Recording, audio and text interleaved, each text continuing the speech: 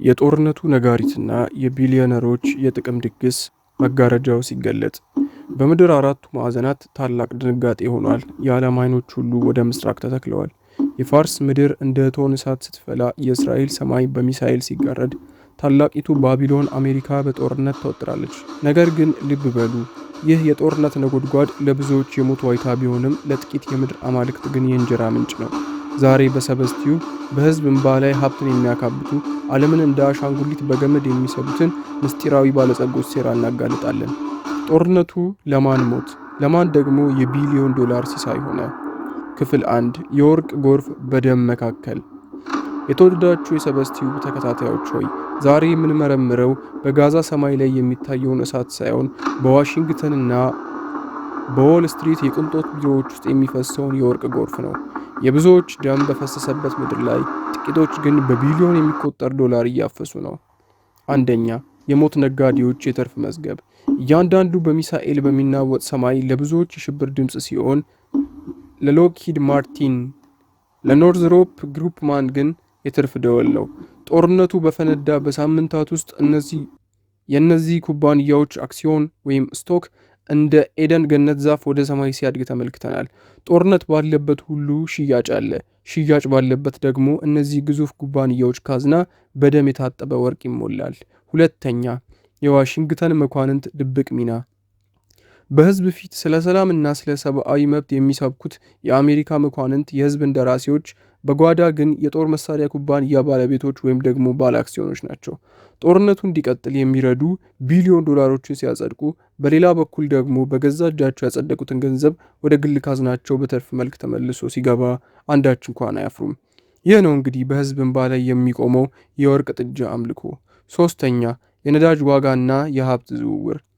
ይህ ጦርነት በምስራቅ ሲቀጣጠል በዓለም ዙሪያ የነዳጅ ዋጋ እንደ ሰማይ ያይላል። በዓለም ዙሪያ የነዳጅ ዋጋ እንደ ሰማይ ይረዝማል። ይህ ደግሞ ለተራው ህዝብ የኑሮ ውድነት ሲሆን፣ ለነዳጅ ካርቴሎች ግን ታላቅ ሲሳይ ነው። ዓለምን በገመድ እንደሚሳብ አሻንጉሊት የሚያውኩት እነዚህ ባለጸጎች የዓለምን ሀብት በጥቂት እጆች ውስጥ ለመሰብሰብ ጦርነትን እንደ መሳሪያ ይጠቀሙበታል። ነገር ግን ይህ ሁሉ ግርግር በድንገት የተከሰተ ይመስላችኋል? ወይስ ከጀርባው ዓለም ወደ አዲሱ ዓለም ስርዓት ወይም ኒው ወርልድ ኦርደር ለመውሰድ የታቀደ ረቂቅ ሴራ ይኖር ይሆን? በቀጣዩ ክፍል ስለ ዲፕ ስቴት ምስጢራዊ መመሪያና ጦርነቱ ለምን በቢሊዮነሮች እንደታቀደ ድግስ እንደሚቆጠር በዝርዝር እንመለከታለን። ይህ እውነት ለብዙዎች እንዲደርስ ላይክ ማድረጋችሁን አትርሱ። ሰብስክራይብ ያላደረጋችሁ ደግሞ አሁኑኑ ቤተሰብ በመሆን ይህንን ምስጢር አብራችሁ ፍቱ። ክፍል 2 ዘ ዲፕ ስቴት እና የታቀደው ድግስ። የተወደዳችሁ የሰበስቲዩ ቤተሰቦች አሁን ወደ ጥልቁ ምስጢር እንገባለን። ብዙዎች ይህንን ጦርነት በድንገት የፈነዳ የፖለቲካ ግጭት ይመስላቸዋል። ነገር ግን መጋረጃው ሲገለጥ የሚታየው እውነት ሌላ ነው። ይህ ጦርነት ድንገተኛ አደጋ ሳይሆን በቢሊዮነሮቹ የምስጢር ማህበር ወይም ዘ ዲፕ ስቴት የታቀደ ረቂቅ የጥቅም ድግስ አለው። አሮጌው ስርዓት ሲፈርስ። ዓለም አቀፉ የኢኮኖሚ ስርዓት ሊፈርስ ተቃርቧል። የዶላር የበላይነት እየተናወጠ የዓለም ዕዳ ደግሞ ጣራ ነክቷል። በዚህ ጊዜ ዲፕ ስቴት ትኩረቱን ለማዞር እና የሀብት ስርጭቱን እንደገና ለመቆጣጠር ጦርነትን እንደ ሪሴት ቁልፍ ተጠቅሞበታል። ጦርነት ባለበት ሁሉ የነዳጅ ዋጋ እንደ ሰማይ ይረዝማል። የንግድ መስመሮች ይዘጋሉ። ይህም የዓለም ሀብት በጥቂት እጆች ውስጥ ለመሰብሰብ የተዘረጋን ረቂቅ መረብ ያደርገዋል።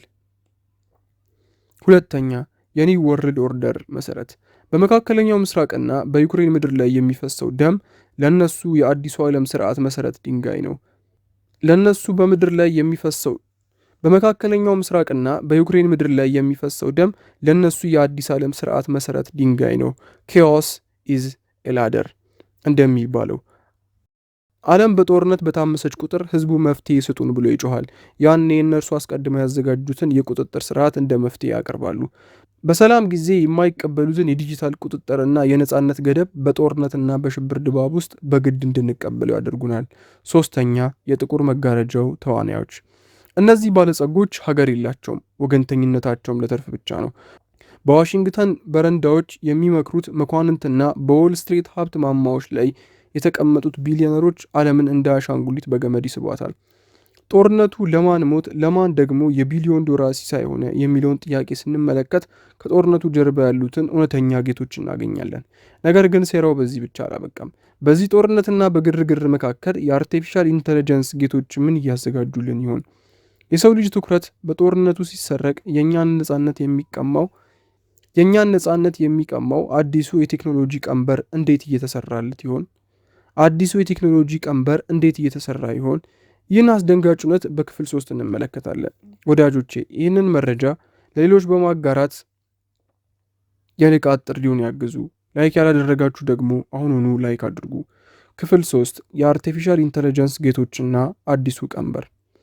የተወደዳችሁ የሰበስቲው ቤተሰቦች አሁን መጨረሻውንና እጅግ ረቂቅ ወደሆነው ምስጢር እንገባለን። ጦርነቱ በምድር ላይ ደም ሲያፈስ፣ በሲሊኮን ቫሊ የሚገኙ የቴክኖሎጂ ጌቶች ግን ሌላ አይነት ጦርነት እያካሄዱ ነው። የሰው ልጅ ትኩረት በሚሳይልና በቦምብ ድምፅ ሲሰረቅ፣ እነሱ ግን በዝምታ የሰው ልጅ ነፃነት የሚጠቀሙበትን የዲጂታል ቀንበር እያዘጋጁ ነው። አንደኛ፣ ጦርነትን እንደ ቴክኖሎጂ መፈተኛ። ዛሬ በጋዛና በዩክሬን ምድር የምናየው ጦርነት ለአርቲፊሻል ኢንተለጀንስ ጌቶች ትልቅ የሙከራ ላብራቶሪ ነው። በሰው ልጅ ደም ላይ የራስ ገዝ ገዳይ ድሮኖችን ወይም ደግሞ አኖኒመስ ድሮንስ እና የሰው ልጅ ለይተው የሚያውቁ የፊት መለያ ሶፍትዌሮችን ወይም ፌሻል ሪኮግኒሽን እየተፈተኑ ነው። ጦርነቱ ሲያበቃ ግን እነዚህ መሳሪያዎች ወደ እኛው ዘወር ይላሉ። ዓለምን በዲጂታል አጥር ለማጠርና እያንዳንዱ እንቅስቃሴያችንን ለመቆጣጠር የታቀደው ታላቁ ሪሴት ወይም ዘግሬት ሪሴት መሰረቱ እዚህ የቴክኖሎጂ ላቦራቶሪ ውስጥ ነው። ሁለተኛ፣ አዲሱ ቀንበር የዲጂታል መታወቂያና ቁጥጥር። ቢሊዮነሮቹ ጦርነቱን ተጠቅመው የዓለምን ኢኮኖሚ ሲያናጉ የሚቀጥለው እርምጃቸው ደህንነትን እናረጋግጣለን በሚል ስም የዲጂታል መታወቂያና የገንዘብ ቁጥጥር ወይም ሲቢዲሲ ማምጣት ነው። ጦርነቱ የሰው ልጆችን ትኩረት ሲሰርቅ፣ እነሱ ግን በምድር ሀብትና በመረጃ ላይ ፍጹም የበላይነትን ይይዛሉ። በመጽሐፍ ላይ ስለ ነጻነት ተዋጉ ተብሎ ሲጻፍ፣ በገንዘብ መዝገባቸው ላይ ግን ስለ ትርፍ አረዱ ተብሎ ይታተማል።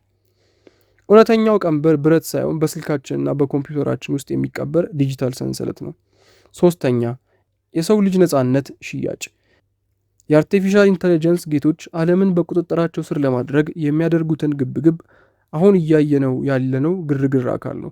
ጦርነቱ ድንገተኛ ሳይሆን የሰው ልጅን አቅም ለማዳከምና ለቴክኖሎጂ ጌቶች ተገዢ ለማድረግ የተዘረጋ ትልቅ መረብ ነው። እኛ በጦርነት ወሬ ስንሸበር፣ እነሱ የእኛን የግል መረጃ፣ የፋይናንስ እንቅስቃሴና ሀሳባችንን ጭምር የሚቆጣጠሩበት የአርቲፊሻል አምላክ እየገነቡ ነው። እንግዲህ አስተዋይ የሆነ ይህንን ይወቅ። ዛሬ የምናየው ጦርነት የድንበር ወይም የሃይማኖት ብቻ አይደለም። ከጀርባ ያለው እውነት ግን የቢሊዮነሮችን የትርፍ ጥማትና የቴክኖሎጂ ጌቶችን የቁጥጥር ቀንበር ነው። ታዲያ ከዚህ ረቂቅ መረብ ለማምለጥ ምን ማድረግ አለብን? የማጠቃለያ ሐሳቤንና ለሁላችሁም የሚሆነውን የንቃት ጥሪ በቀጣይ እናያለን።